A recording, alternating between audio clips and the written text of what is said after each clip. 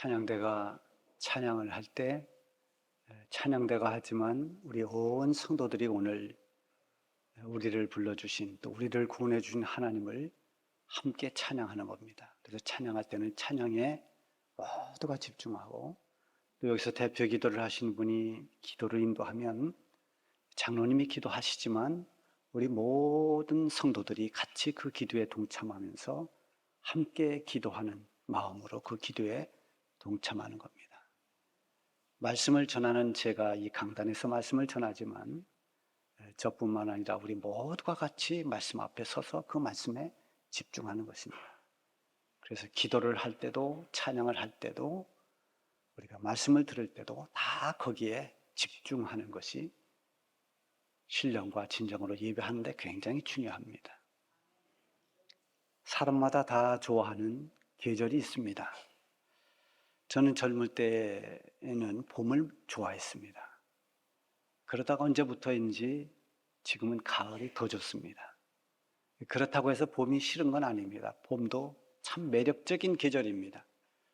봄을 싫어하는 사람들도 있어요. 어떤 봄에 황사랄지 또는 알러지 이런 것 때문에 봄을 싫어하는 사람도 있습니다만은 대부분은 봄을 좋아합니다. 이 봄의 매력이라고 한다면 추웠다가 추위가 물러가고 따뜻해지는 것, 그리고 꽃이 피어난다는 것, 그리고 모든 대지에서 새 생명이 움튼다는 것, 이런 것들이 봄의 매력입니다.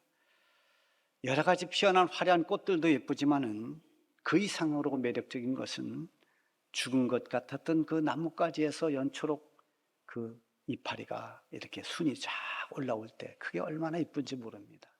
또 얼어붙었던 땅이 녹으면서 그 속에서 새순이 올라오는 것도 참 그렇게 예뻐 보일 수가 없습니다.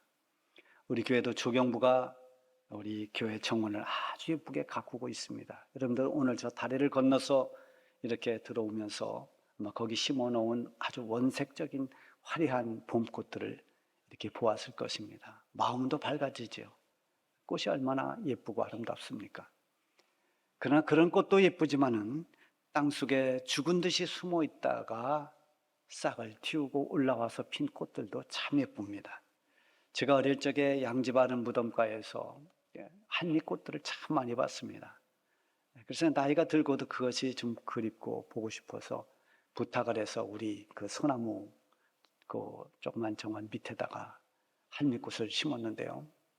겨울에 제가 땅이 꽁꽁 얼어붙었을 때 거기를 쳐다봅니다. 야, 과연 여기서 다시 올라올까 생각했는데 봄이 되니까 여지없이 땅을 뚫고 올라와서 지금 한잎꽃이 다 피었습니다.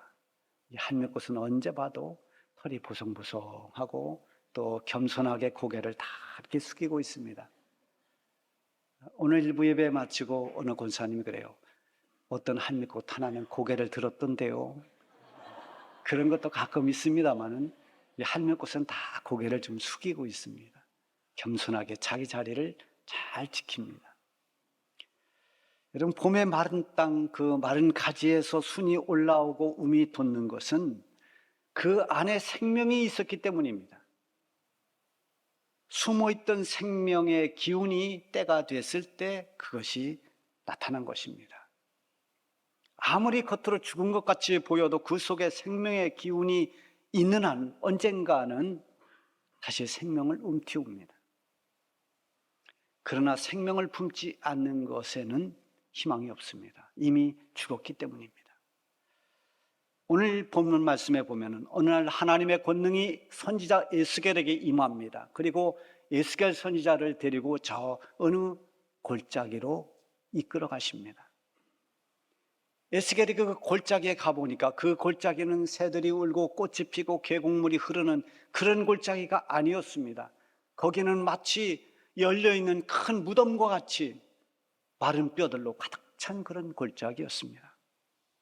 그 뼈들이 있는 사방으로 다니다 보니까 그 많은 뼈들이 모두 다 마를 대로 말랐습니다. 뼈가 말랐다라고 하는 것은 죽은 지가 벌써 오래됐다는 것입니다. 이미 돌처럼 다 굳어버렸습니다. 그런데 하나님께서 에스겔 선지자에게 묻습니다. 이 뼈들이 살아나겠느냐? 에스겔이 볼 때 마른 뼈들입니다. 소망이 없습니다. 도무지 살 수 있는 상태가 아닙니다. 그런데 이것을 물어보신 분은 하나님이십니다. 에스겔이 대답하죠. 주 여호와여, 주께서 아시나이다. 답이 하나님께 있습니다 라고 말하는 겁니다. 우리 믿음의 자세도 언제나 우리 인생의 답이 하나님께 있음을 우리는 믿어야 됩니다. 내 생각에 안 될 것 같다고 그냥 포기해버리고 내 마음대로 내 판단대로 그렇게 결론을 쉽게 내려서는 안 됩니다. 그래서 우리는 주님의 뜻을 이루어달라고 기도하고 주님께서 나를 붙잡아 달라고 그렇게 간구하는 것입니다. 골짜기에 마른 뼈들이 살 수 있는지는 주님께서 하신다고 대답한 이 에스겔에게 하나님께서 하나님의 말씀을 대언하라고 그렇게 명령하십니다. 오늘 본문에 보면 자주 등장하는 단어가 있습니다. 대언이라고 하는 것입니다. 대언이라는 것은 대신 말하는 거죠. 하나님께서 하신 말씀을 대신해서 그대로 전달하는 것입니다. 거기에 자기의 생각이나 자기의 어떤 사상이나 감정 이런 것을 개입시켜서는 안 됩니다.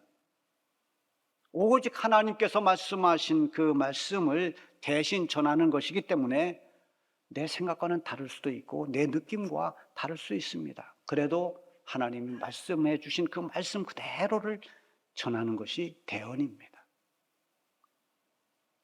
마른 뼈들에게 전할 하나님의 말씀은 하나님께서 그 뼈들에 힘줄을 넣고 거기에 또 살을 입히고 가죽을 덮고 그래서 그것이 다시 생기를 불어넣어서 그것이 다시 살아나도록 하겠다는 것입니다. 그래서 이런 모든 일을 하신 분이 여호와라는 것을 알게 한다는 것입니다.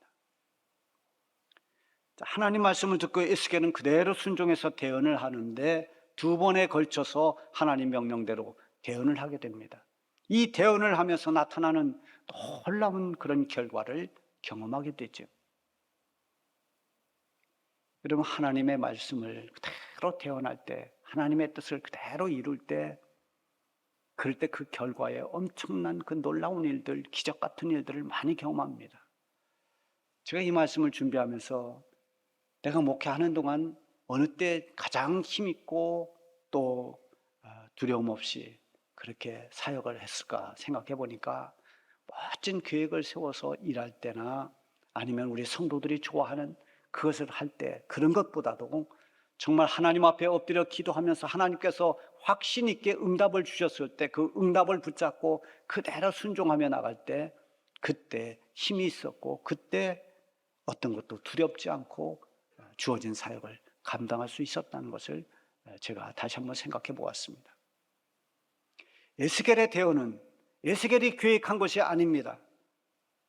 누가 강압적으로 에스겔에 요구하거나 아니면 자신의 어떤 무거운 책임감 때문이 아니라 오직 하나님께서 말씀하신 그 말씀을 따라서 그대로 순종한 일입니다.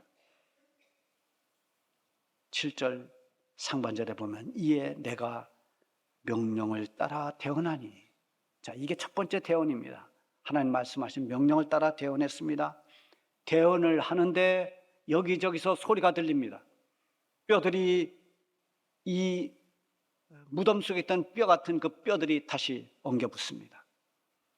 열려있는 그 무덤 같은 골짜기에 마른 뼈들이 서로 부딪히면서 연결이 됐습니다. 그리고 그 뼈에 힘줄이 생기고 또 살이 오르고 가죽이 덮였습니다. 모든 것이 살아있을 때의 형태로 돌아갔습니다. 단 그 속에 생명의 기운이 없었습니다. 형태는 있지만 생기가 없는 것입니다.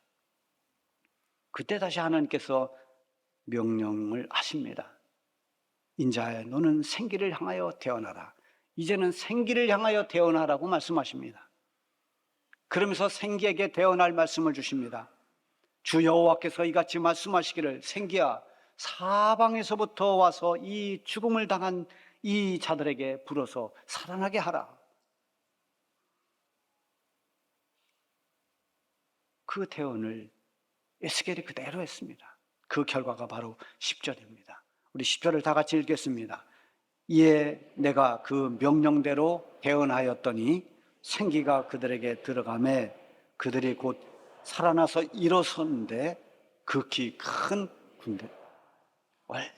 얼마나 놀라운 일입니까? 마른 뼈들이 살아나서 군대를 이루는 이 놀라운 일은 에스겔이 하나님의 명령을 따라 순종하여 대언한 결과였습니다. 에스겔의 능력이 아닌 전적으로 하나님께서 이루신 일이었습니다. 여러분, 우리가 어떤 일을 할 때 하나님의 하신 그 일을, 하나님 명령하신 그 일을 그대로 순종하면 그러면 일이 어려운 것 같지만 의외로 놀랍게 쉽게 이루어집니다. 내 고집과 생각으로 하려면 금방 될 것 같지만 어렵습니다. 자, 이제 오늘부터 우리 교회는 전반기 복음 축제 선포를 하고 이제 전반기 전도를 하기 위한 전도로 돌입합니다. 이번 복음 축제는 대상자가 우리 모든 이웃이지만은 특별히 우리 안 믿는 가족들에게 집중해서 이번 복음 축제에는 가족들을 하나님 앞으로 인도하자. 아직도 하나님 앞에 돌아오지 못한 죽어가고 있는 영혼들을 다시 살리는 이 일을 한번 해보자. 여기에 집중적으로 우리가 같이 마음을 쓰면서 전도하려고 합니다. 전도하는 일을 매우 어렵게 생각하는 분들이 많습니다. 나는 성경 지식이 많지 않아서 전도를 잘 못해. 대부분 이렇게 생각하기도 하고, 나는 이 말하는 언변이 좀 부족해서 남을 잘 이해시키고 설득시키는 능력이 나는 부족해. 그렇게 해서 자신이 없어 하는 사람들이 많이 있죠. 자, 그러나 전도라고 하는 것은 굉장히 단순해야 됩니다. 복음을 그대로 전하면 됩니다. 전도를 정말 잘하고 많이 했던 대표적인 사람을 꼽으라면 성경에서 사도 바울이죠. 사도 바울의 전도의 비법은 아주 간단했습니다. 그가 고린도전서 2장 4절에서 이렇게 밝힙니다. 내 말과 전도함이 설득력 있는 지혜의 말로 하지 아니하고 다만 성령의 나타나심과 능력으로 하여, 그러니까 하나님의 영인 성령의 도움을 의지해서 복음 그 자체를 전하는 것이 그의 비법이었습니다. 그러나 처음에 바울은 자신이 배운 학문 또는 자기 어떤 가지고 있는 철학, 사상 이런 것들로 철학하는 사람들과 뭔가 논쟁을 해보려고 했지만 그것이 통하지 않는다는 걸 알았습니다. 아, 이게 사람의 설득력 있는 지혜의 말로 하는 게 아니구나. 성령이 도와주셔야 되는구나. 이걸 깨달은 거죠. 전도는 사람의 지식이나 지혜의 말로 되는 게 아니고 복음 그 자체의 능력을 믿고 전해야 됩니다. 복음을 말할 때 어떤 사람의 지혜로 설득하려는 게 아니라 성령의 능력을 붙잡아야 됩니다. 아무리 말주변이 없는 사람이 전도한다 하더라도 성령이 그와 함께하면 아주 단순한 말이지만 그 말이 그 심령 속에 꽂히게 됩니다. 옛날에 예수천당 불신지옥이라는 그런 말이 있었죠. 너무나 단순한 말이죠. 그런데 그 말에 성령이 역사하니까 장에 나왔던 사람들이 그 소리를 들으면서 시끄럽다고 그렇게 면박을 주던 사람들이 집에 가서 그 말이 귓가에서 떠나지 않습니다. 아, 예수천당 불신지옥. 그러면서 하나님 앞에 돌아온 사람들이 많다는 것이 우리 한국교회 역사에 기록되어 있습니다. 요즘에 자유주의 신학에 영향을 받은 설교자들 가운데는 이 복음에다가 이성을 뒤집어 씌워서 아주 합리적이고 사람들이 그렇구나 이성적으로 이해될 만한 방법으로 복음을 설명하려고 하다 보니까 오히려 복음을 훼손시키는 그런 일들이 많이 일어납니다. 사람의 입맛에 맞춰서 복음을 해석하려고 하다 보니까 설득력 있는 말의 지혜가 오히려 복음을 왜곡시키는 그런 결과를 가져오기도 합니다. 복음의 핵심은 예수 그리스도십니다. 누구든지 예수님을 믿으면 구원을 받는다는 것은 불변의 진리고 불변의 복음입니다. 예수님을 믿는 믿음이 아니면 그 어떤 인간의 선행이나 인간의 행위로서는 구원을 받을 수 없다고 성경에 못 박고 있습니다. 바울 당시에도 예수님을 믿어야 구원받는다고 말하면 조롱하거나 박해의 대상이 됐습니다. 그래서 어떤 사람은 복음을 전하기를 부끄러워하는 사람도 있었습니다. 그런데 바울이 복음의 능력을 알고 그렇게 말하죠. 로마서 1장 16절에 보면 내가 복음을 부끄러워하지 아니하노니 이 복음은 모든 믿는 자에게 구원을 주시는 하나님의 능력이 됩니다. 이 복음은 하나님의 능력이라는 것을 확신 있게 알았습니다. 복음은 인간의 이성 안에 갇혀 있는 것이 아니라 인간의 이성을 초월해서 믿음으로 나타나는 하나님의 능력인 것입니다. 에스겔이 마른 뼈를 보면서 죽음을 보았고 절망을 보았습니다. 그것은 누가 봐도 마찬가지입니다. 사람의 이성과 경험으로는 이 뼈들이 살아난다고 믿을 수가 없습니다. 그러나 그는 하나님을 신뢰했습니다. 이 뼈들에 살고 죽는 것은 하나님께 답이 있다고 믿었습니다. 그리고 하나님 말씀해 주신 그대로 에스겔은 대언했습니다. 이해되기 때문이 아니라 믿음으로 순종한 결과는 놀라웠습니다. 죽은 뼈들이 살아나서 군대를 이루었습니다. 무에서 유를 창조하시는 하나님께서 하신 일입니다. 죽은 자들이 살아나는 부활의 능력이 하나님께 있다는 것을 경험한 것입니다. 절망을 소망으로, 죽음을 생명으로 바꾸시는 전능하신 하나님께서 하시는 일이 얼마나 크고 위대한지를 체험한 것입니다. 그렇다면 하나님께서 에스겔에게 왜 이런 환상을 보여주셨을까요? 이 환상을 보여준 그 시대의 메시지는 무엇일까? 왜 에스겔에게 마른 뼈 환상을 보여주셨을까요? 그때 당시 하나님의 백성인 이 유다 백성들은 바벨론에 의해서 멸망당했습니다. 수많은 사람들이 죽고 포로로 끌려갔습니다. 그야말로 저 마른 뼈처럼 다시는 회생될 수 없을 것 같은 절망이 그들을 덮었을 때입니다. 에스겔이 본 그 골짜기에 널브러진 마른 뼈들이 당시의 유다 백성들의 모습과도 같았습니다. 11절에 보면 이 뼈들은 이스라엘 온 족속이라고 말씀하고 있습니다. 그리고 그들은 스스로 우리는 다 멸절돼서 더 이상 소망이 없다고 탄식을 합니다. 이런 유다 백성들을 향해서 대언하게 하십니다. 그 대언하라는 말씀이 뒤에 보면 12절에서 14절까지 쭉 나와 있습니다. 죽은 것 같은 마른 뼈 같은 소망 없는 백성들에게 주시는 희망의 메시지입니다. 내가 무덤을 열고 너희를 거기서 나오게 할 것이고 내 영을 너희 속에 두어서 살아나게 해서 마침내 포로된 땅에서 고국으로 돌아오게 할 것이다. 하나님께서 이런 메시지를 주신 것입니다. 마른 뼈는 본래 무덤 속에 있는 것입니다. 아주 오래된 무덤을 열어보면 거기는 뼈밖에 남아있지 않습니다. 죽음이 덮어버린 무덤 속에 있는 마른 뼈는 회생할 소망이 전혀 없는 것입니다. 지금 멸망한 이 유다 백성 이스라엘 족속이 바로 그런 상황이었습니다.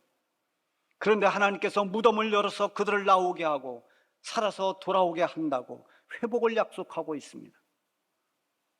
무덤을 여는 권세는 하나님께만 있습니다. 우리를 위해 오셔서 대신 죽으신 예수님께서 무덤을 열고 다시 살아나셨습니다. 이것이 예수님의 부활입니다. 부활은 죽었다가 다시 살아나는 것입니다. 하나님의 능력은 죽은 자를 살리는 능력입니다. 예수님께서 장사진 지 나흘 된 나사로의 무덤에 오셨습니다. 그 무덤을 찾아갈 때 마르다와 마리아가 나와서 원망을 합니다. 주님, 조금 더 일찍 오셨더라면 우리 오라비가 죽지 않았을 것입니다. 예수님은 나사로의 무덤을 막고 있는 돌을 옮기라고 말씀하십니다. 그때 마르다가 또 말합니다. 주여, 죽은 지가 나흘이 돼서 벌써 냄새가 나나이다. 체념의 말입니다.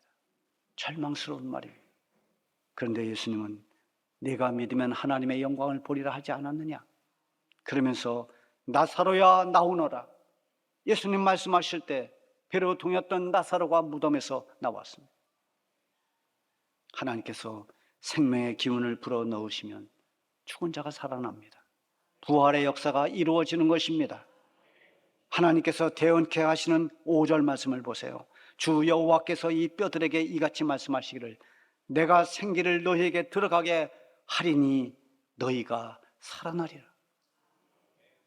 생명의 기운을 말하는 이 루아후, 이게 본래는 바람, 호흡 이런 뜻도 있지만은 신약 성경에 보면 이 루아흐를 성령으로 해석합니다. 하나님의 영인 성령, 생명을 얻게 하는 능력이 있습니다. 성령이 임할 때 새로운 변화가 일어나고 기적이 나타납니다. 부활의 능력은 죽은 자가 살아나는 일이기도 하지만 새로운 변화와 소망으로 나타나기도 합니다. 예수님의 부활을 믿는 사람은 죽은 후에도 부활의 영광에 참여하지만 이 땅에 사는 동안에도 절망 가운데서도 소망을, 그리고 어둠 속에서도 밝은 빛으로 변하는 경험을 할 수 있습니다. 복음을 전하는 모든 사람은 이런 부활 신앙이 있어야 됩니다. 생기를 불어넣어 마른 뼈를 살리는 것처럼 죽은 영혼을 살리시는 하나님의 능력을 전적으로 확신해야 됩니다. 내가 전도하는 이 영혼을 하나님이 살릴 것이라는 믿음을 가지고 복음을 전해야 됩니다. 내가 생기를 너에게 들어가게 하리니 너희가 살아나리라. 마른 뼈를 향해서 외치라는 하나님 말씀입니다. 하나님은 마른 뼈를 살아있는 군대로 만드시는 분입니다. 우리의 판단으로 포기하지 마십시오. 하나님의 능력은 능치 못함이 없습니다.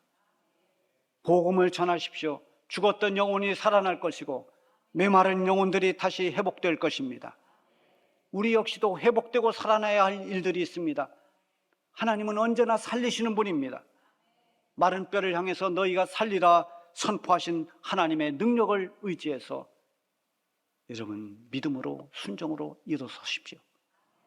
그러면 우리에게 잃어버렸던 감사와 기쁨 다시 살아날 것이고 주님을 향한 순수한 헌신과 그 사랑이 다시 살아나게 될 것입니다.